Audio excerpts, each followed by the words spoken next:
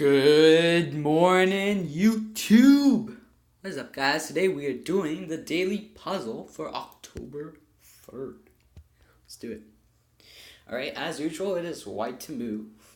And let's try to get it correct this time. Last time we didn't do so well. Let's try to get it correct.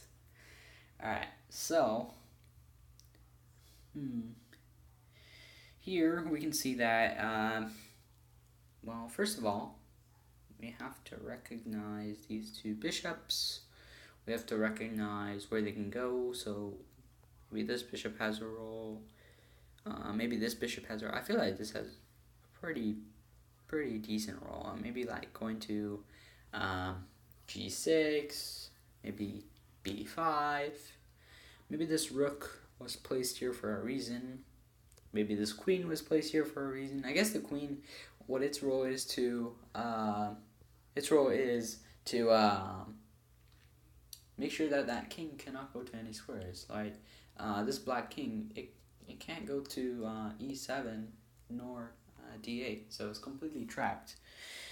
And so, as I say, one check finishes it all, and that check is rook takes e6. Now, if we look at rook takes e6, there are several options for black. The first, bishop captures. The second, the f-pawn captures.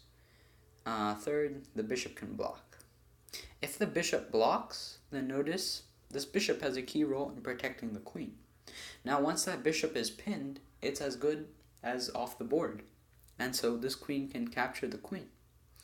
And will be up by a queen and a pawn versus a rook, which is pretty significant. Next, there's also f takes e6, and after the f pawn takes e6, our bishop can come to g3. So after rook takes, pawn takes, the bishop slides to g3, giving a check. And notice, like I said earlier, that king cannot move, and one check finishes it all. Now finally, there is bishop takes e6, and this gets a little tricky, but I'm gonna play it out, and most likely, yeah, the bishop would take, because that is not the most obvious answer. Alright, so now it gets a little tricky. But what have we done here? The bishop moved from d7 to e6. The bishop had a key role in defending that king in terms of checks on this diagonal. Now this bishop can slide over and give a check. And now we're back to the same position, except this pawn is gone and our rook is gone, but we have another rook, so we can check that king.